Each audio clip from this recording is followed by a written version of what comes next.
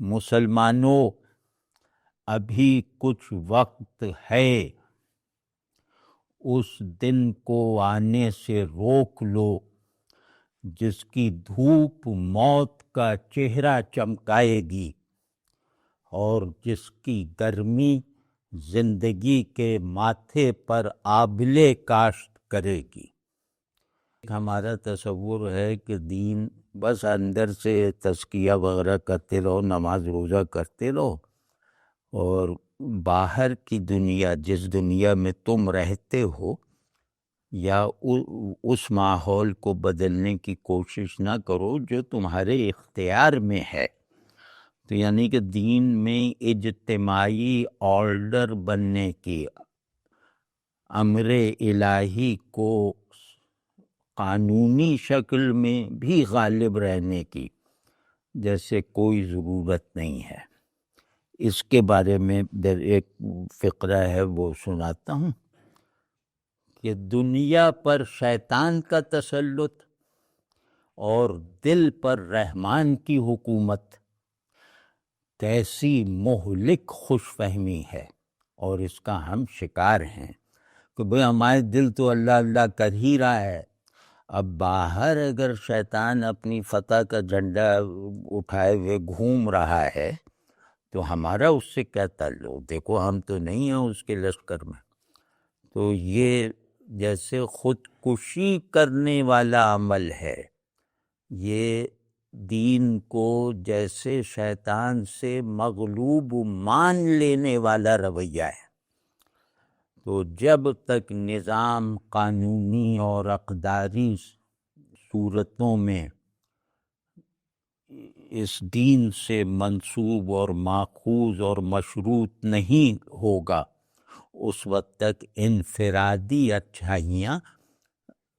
شاید ہمیں پکڑوا دیں، شاید اللہ ہم کو ہماری اچھائیوں پہ پکڑ لے کہ اچھا نماز ہی پڑھتے رہے، وہاں یہ پڑوسی بھوکا تھا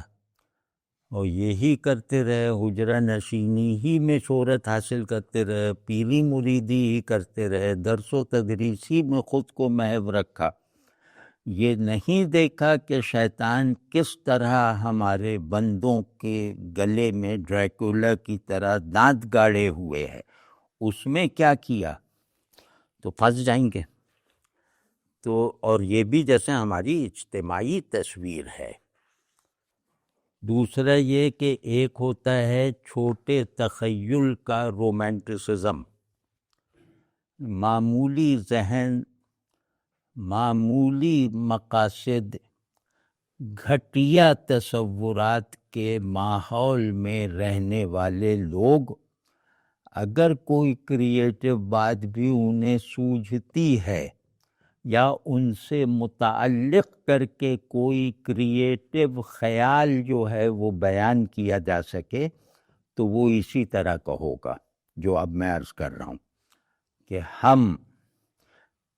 چراغ کی تصویر سے اپنی رات روشن کرنے چلے ہیں۔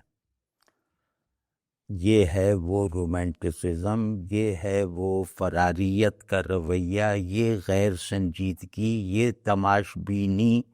یہ اپنی حقیقی ذمہ داریوں کے ساتھ بے حسی اور لا تعلقی۔ یہ میرے خیال میں اس قول میں جیسے سمونے کی کوشش کی ہے کہ رات کو ہم نے جو روشن رکھا ہے اس کے لیے روشنی اپنی نہیں رکھی۔ ہم سے جب کہا جاتا ہے کہ تمہارے باطن پر بھی اندھیرا چھایا ہوا ہے اور تمہاری دنیا پر بھی رات کا تسلط ہے، کوئی ستارہ نہیں، کوئی چاند نہیں، گھپ اندھیری رات تمہارے اندر باہر جیسے مسلط ہے، تو ہم اس کے جواب میں کیا کریں؟ نہیں ہمیں یہ اتنے بڑے بڑے الزامات مت دو، ہمیں معلوم ہے کہ اس اندھیرے سے کیسے لڑنا ہے، اور اس کے لیے جو ہے وہ قرآن شریف کو فرض کیا اٹھا کے لے آئے کہ یہ ہے ہمارا چراغ،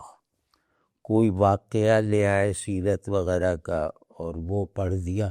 کہا یہ ہے ہمارا چراغ، اس نے رات کو ایسا روشن کر رکھا ہے کہ جس روشنی کو تم لوگوں کی آنکھیں نہیں دیکھ سکتی۔ تو اس طرح کی خوش فہمیاں ہمارے اجتماعی مذہبی شعور کا اس کی گویا عادت بن چکی ہیں کہ ماضی سے حال کو روشن رکھنا۔ 1000 سال پہلے جس چراغ نے اپنے ماحول کو روشن کیا ہوگا، یا جن چراغوں نے ہمارے باطنوں کو روشن کیا تھا، ان چراغوں کو اپنے حافظے کے طاق میں رکھتے ہوئے ہم اس گمان میں ہیں یا خود کو یہ دھوکہ دے رہے ہیں کہ بھئی وہ چراغ ہمیں یاد ہیں۔ تو اب ایسا کیسے ہو سکتا ہے کہ ہمارے حافظے میں موجود چراغ ہمارے اندھیروں کو اسی طرح دور نہ کرے جس طرح اس نے پہلے کر دکھایا تھا۔ تو ہم زیادہ سے زیادہ مذہبی تسلسل اور مذہب اور تاریخ کے درمیان تعلق کا زیادہ سے زیادہ یہی تصور رکھتے ہیں۔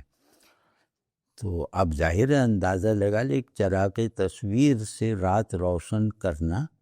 یہ صرف پاگل پن نہیں ہے۔ پاگل پن ہوتا تو اجتماعی نہ ہوتا،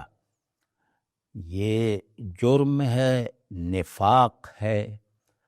اور اس چراغ کا انکار ہے جو ہر آدمی کے ہاتھ میں رکھا ہوا ہے، اسے صرف ہمیں روشن کرنا ہے۔ تو اپنے پاس رکھے ہوئے حقیقی چراغ کو روشن کرنے کی ذمہ داری لینے کی بجائے ہم نے اس طرح کے بہانے تراش رکھے ہیں۔ اسی طرح یہ اب ایک مسئلہ ہے، اور خاص طور پہ باہر رہنے والے شاید اسے زیادہ محسوس کر سکیں، شاید اس کی تصدیق کر سکیں کہ پہلے لوگ ڈرتے تھے کہ کوئی انہیں کافر نہ کہہ دے، اب لوگ گھبراتے ہیں کہ کہیں ان کو مسلمان نہ سمجھ لیا جائے۔ یہ ہمارے شامت اعمال ہے، یہ محض کوئی تصور نہیں ہے، محض کوئی اندیشہ نہیں ہے، یہ دنیا کے سب زیادہ طاقتور منطقوں میں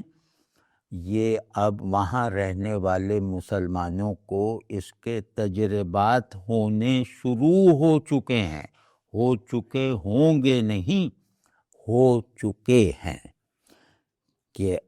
کہیں ہمیں مسلمان نہ سمجھ لیا جائے۔